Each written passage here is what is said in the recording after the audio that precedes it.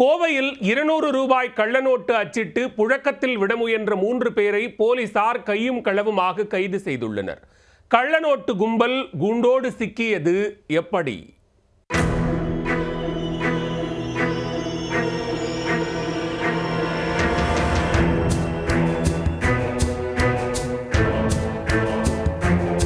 கோவை மாநகரில் சுந்தரபுரத்தில் உள்ள குறிஞ்சி ஹவுசிங் யூனிட் பகுதியில் சில சட்டவிரோத செயல்கள் நடப்பதாக புகார்கள் எழுந்துள்ளன.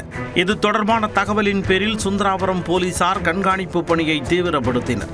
அதில் அப்பகுதியில் வசித்து வரும் சதாம் ஹுசேன் மற்றும் அவரது நண்பர் ஃபைசல் ஆகியோரை சந்தேகத்தின் அடிப்படையில் பிடித்து விசாரணை மேற்கொண்டனர். அதில் அவர்கள் பல்வேறு கேள்விகளுக்கு முன்னுக்கு பின் முரணாக பதிலளித்துள்ளனர். இதையடுத்து அவர்களது இல்லத்தில் போலீசார் அதிரடி சோதனையில் இறங்கினர். அப்பொழுது அவர்கள் வீட்டில் இருந்து 150 டஃபன்டால் மாத்திரைகள், 1 கிராம் மெத்தபெட்டமைன் போதைப்பொருள் உள்ளிட்டவற்றை பறிமுதல் செய்தனர். மேலும் அவர்களிடம் இருந்து 36,800 ரூபாய் கள்ள நோட்டுகளை கைப்பற்றினர். 200 ரூபாய் கள்ள நோட்டுகளை அவர்கள் பிரிண்டர் உதவியுடன் அச்சிட்டு புழக்கத்தில் விட இருந்ததும் அம்பலமானது. விசாரணையில் அந்த பிரிண்டரை காஜா மொய்தீன் என்பவரிடம் வாங்கியதாக கூறியுள்ளனர்.